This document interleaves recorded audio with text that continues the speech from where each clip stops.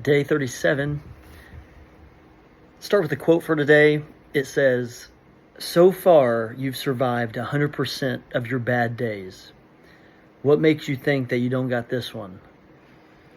Speaking to anyone, especially myself, that's had anxiety or kind of any anticipatory nervousness about events or things to come in life or the way certain things are going to play out, and we want to control them, or we'll run through scenarios 1,000 different ways in our minds leading up to said thing. And it can get to the point, and luckily I haven't had too much of this recently, but in your valleys in life, certain things can get to the point where by the time you enter that difficult day or that difficult circumstance, you're already exhausted and defeated and feeling like you're not even going to be able to make it through the day. Yet you always do. You get through the day. You finally make it home that night at whatever time it is after that, nervous event or that difficult circumstance, and you're able to go to bed and wake up the next day.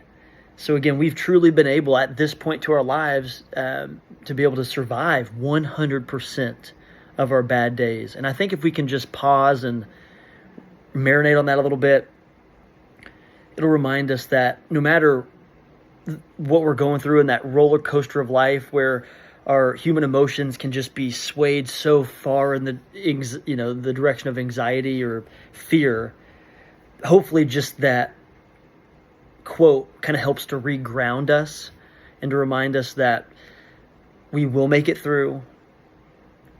I always say, no matter what difficult circumstance someone's going through, it's always the hardest to them.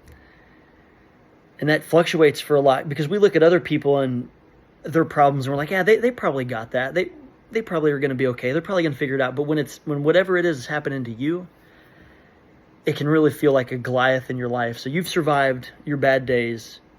What makes you think that you won't survive this one? And even if you don't, we know who we are and whose we are.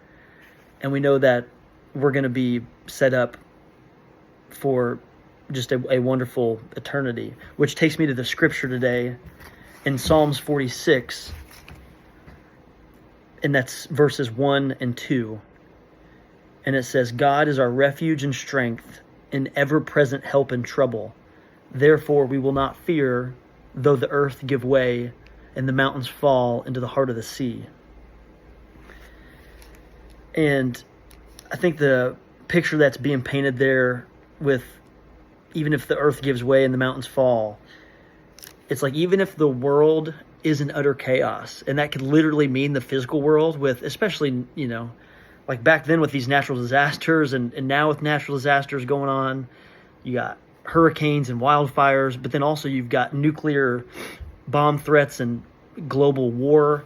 There's so much that we physically can, that physically can cause us anxiety.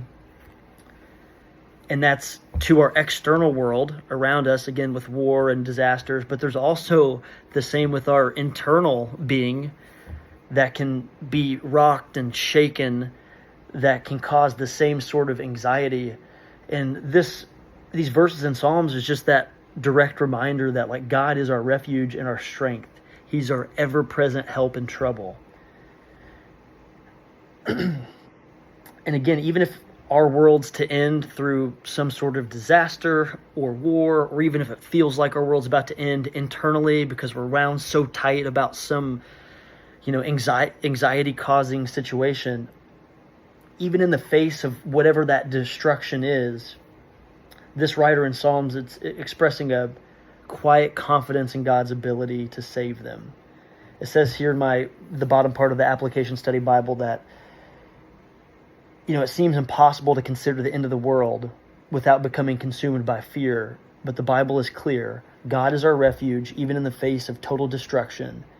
He's not merely a temporary retreat. He is our eternal refuge and can provide strength in any circumstance. So God isn't a retreat that we run to just when times are tough, and then we separate ourselves and say, all right, God, I got it from here. Things are good again. even a couple videos ago, I talked about just we not only do we do that in like the large scale things that happen in our life, but we also just do that in kind of the mundane things that happen in our week, right? Like we'll run to God when a situation's stressing us out on a Thursday or a Friday, and then we'll go to church on Sunday and kind of get refilled, and then God, I got it from here. Monday and Tuesday, you're worried about you and your life and just being self-serving, and then something will come up again and we run back to God, and it's kind of this constant battle. So how do we constantly rely in the good and in the bad times that shake us on that refuge and strength that God is? So that's what I got today.